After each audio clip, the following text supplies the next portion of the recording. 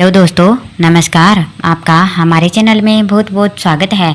आज हम जानेंगे नवरात्रि के बारे में कि नवरात्रि कब से शुरू हो रही हैं।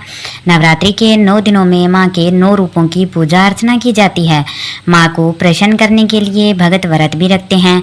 धार्मिक मान्यताओं के अनुसार नवरात्रि के दौरान विधि विधान से माँ दुर्गा की पूजा करने से सभी मनोकामनाएं पूरी हो जाती है। अश्विन मास में शुक्ल पक्ष की प्रतिपदा तिथि से शारदीय नवरात्रि शुरू हो जाते हैं। हिंदू धर्म में नवरात्रि का बहुत अधिक महत्व होता है। हिंदू पंचांग के अनुसार शारदीय नवरात्रि का पर्व रविवार 3 अक्टूबर 2024 से प्रारंभ होगा। शारदीय नवरात्रि का पर्व 12 अक्टूबर 2024 को समाप्त होगा।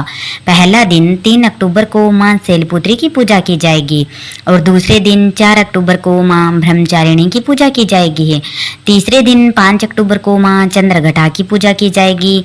वहीं चौथे दिन 6 अक्टूबर को मां कुष्मांडा की पूजा की जाएगी। पांचवें दिन 7 अक्टूबर को मां स्कंद माता की पूजा की जाएगी। छठे दिन 8 अक्टूबर को मां कात्यायनी की पूजा की जाएगी। सातवें दिन 9 अक्टूबर को मां कालरात्रि की पूजा की जाएगी। 8वें दिन 10 अक्टूबर को मां महागौरी की पूजा की जाएगी। तो 9वें दिन 11 अक्टूबर को मां सिद्धिदात्री की पूजा की जाएगी। पूजा विधि के बारे में जानते हैं तो सुबह उठकर जल्दी स्नान करें, फिर पूजा के स्थान पर गंगा जल डालकर उसकी शुद्धि अवश्य कर लें। घर के मंदिर में दीप प्रज्वलित करें। मां दुर्गा का गंगा जल से अभिषेक करें। मां को अक्षत, सिंदूर और लाल पुष्प अर्पित करें। प्रसाद के रूप में फल और मिठाई चढ़ाएं। धूप और दीप जलाकर दुर्गा चालीसा का पाठ करें और फिर मां की आरती अवश्य ही करनी चाहिए। मां को भोग भी लगाएं। इस बात का ध्यान रखें कि भगवान को सिर्फ सात्विक चीजों का भोग लगाया जाता है। पूजा की सामग्री के लिए आप लाल चुनरी, लाल वस्त्र, मौली, श्रृंगार का सामान, दीपक, घी या तेल, धूप, नारियल, साफ चावल जिसमें कि अक्षत में कोई भी टूट फूट नहीं होनी चाहिए, कुमकुम, फूल, देवी की प्रतिमा या फोटो, पान, सुपारी, लौंग, इलायची, बतासे या मिश्री, कपूर, फल, मिठाई, कलावा आदि चीजें होनी चाहिए। नवरात्रि के दौरान सात्विक भोजन ही करना चाहिए। इस दौरान लहसुन, प्याज, मांस, मदिरा का सेवन नहीं करना चाहिए। अगर आपने घर में कलश स्थापना, अखंड ज्योति जला रखी है तो घर को खाली न छोड़ें। जिन लोगों ने नवरात्रि के दौरान व्रत रखे हुए हैं उन्हें इन 9 दिनों तक दाढ़ी, मूंछ, बाल और नाखून नहीं काटने चाहिए। धार्मिक मान्यताओं के अनुसार नवरात्रि के दौरान मां दुर्गा धरती पर आती है। इन 9 दिनों में मां को प्रसन्न करने के लिए रोजाना दुर्गा चालीसा या दुर्गा सप्तशती का पाठ अवश्य ही करना चाहिए। मां दुर्गा की पूजा काले रंग के वस्त्र पहनकर नहीं करनी चाहिए, यह शुभ नहीं माना जाता है। आप लाल रंग के या पीले रंग के वस्त्र पहन सकते हैं। दिन में सोना नहीं चाहिए और ब्रह्मचर्य नियम का पाठ करना चाहिए। हर बार मां वार के हिसाब से या तिथि के हिसाब से किसी न किसी अपनी सवारी पर आती है। तो इस बार देवी भागवत पुराण के अनुसार नवरात्रि के दौरान मां दुर्गा धरती पर ही वास करेंगी। ऐसे में वह किसी न किसी वाहन में सवार होकर आती है और वापसी भी इसी तरह करती है। देवी भागवत पुराण के श्लोक के अनुसार वार के अनुसार देवी के आगमन और प्रस्थान के वाहन का निर्णय लिया जाता है। अगर नवरात्रि सोमवार या रविवार को होती है तो मां हाथी पर सवार होकर आती है।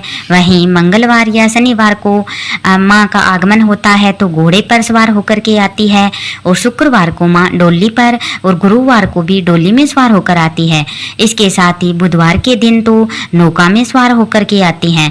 इस बार शारदीय नवरात्रि गुरुवार के दिन शुरू हो रहे हैं, इसलिए मां का आगमन डोली से हो रहा है। मान्यता है कि मां का डोली से आना सुख और समृद्धि लेकर के आता है। नवरात्रि में हर दिन की पूजा के लिए एक दिन तय किया गया है। इससे हर देवी की पूजा का विशेष फल मिलता है। शारदीय नवरात्रि का 8वां दिन यानी दुर्गाष्टमी का महागौरी को समर्पित है।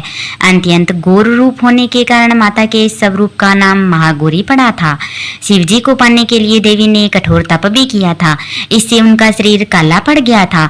शिवजी ने प्रसन्न होकर देवी को स्वीकार किया और उन पर गंगा जल डाला, जिससे उनका शरीर चमकदार और गोरा हो गया। तभी से माता को महागौरी कहा जाता है। अब इनका रंग सफेद है और इनको महागौरी के नाम से जाना जाता है। इनकी पूजा पाठ करने से असंभव कार्य पूरे हो जाते हैं और पापों का नाश होता है, सुख और सौभाग्य भी बढ़ता है। अष्टमी पर कन्याओं का पूजन अवश्य ही करना चाहिए। कन्याओं का माता का स्वरूप माना गया है। नवरात्रि में अष्टमी पर कन्या पूजन के बिना 9 दिन देवी की उपासना का फल प्राप्त नहीं होता है। कन्या पूजन के लिए 2 से 10 साल तक की कन्याओं को घर बुलाकर उनका पूजन और भोजन कराते हैं और दान दक्षिणा देते हैं। इससे माता जल्दी प्रसन्न होती है। नवरात्रि के पहले दिन कलश स्थापना का विधान है। इससे देवी प्रसन्न होती है और हर मनोकामना पूरी करती है।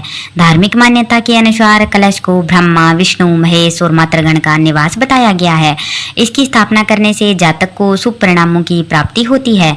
इस बार नवरात्रि के पहले दिन इंद्र योग के साथ साथ हस्त नक्षत्र का संयोग रहेगा। ऐसे में कलश स्थापना करना और भी शुभ माना जा रहा है। तो आइए शुभ मुहूर्त के बारे में और कलश स्थापना के बारे में जानते हैं। पंचांग के अनुसार श्राद्धीय नवरात्रि के पहले दिन कलश स्थापना के लिए 2 शुभ मुहूर्त है। पहला शुभ मुहूर्त सुबह 6:19 से लेकर 7:23 तक रहने वाला है। इसके बाद नवरात्रि के घट स्थापना के लिए दूसरा शुभ मुहूर्त दोपहर के समय का है। यह मुहूर्त सुबह 11:46 से लेकर दोपहर 12:33 तक रहेगा। आप इस दौरान भी कलश स्थापना कर सकते हैं। कलश स्थापना करने से पहले आप एक मिट्टी का पात्र लें, फिर एक साफ थाली में थोड़ी सी मिट्टी को डाल दें। अब उसमें जौ के बीज को मिलाएं। इसके बाद इसे मिट्टी के पात्र में डालें और पानी से छिड़काव करें। आप चाहें तो अन्य जैसे जौ, गेहूं आदि की मिलावट भी कर सकते हैं।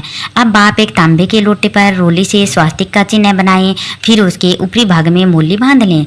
अब लोटे में साफ जल के साथ उसमें थोड़ा गंगा जल भी मिला लें। फिर उसके ऊपर दूब, अक्षत, सुपारी, कुछ पैसे रख दें। इसके बाद आप आम या सौ की पत्तियां कलश के ऊपर रख दें। एक पानी वाले नारियल को लाल चुनरी से लपेटकर मूली बांध दें। फिर इस नारियल को कलश के बीच में रख दें और बाद में इसे पात्र के मध्य में स्थापित कर दें। इस दौरान माता रानी के मंत्रों का जाप करते रहें। इससे देवी माँ बहुत ही प्रसन्न होती है।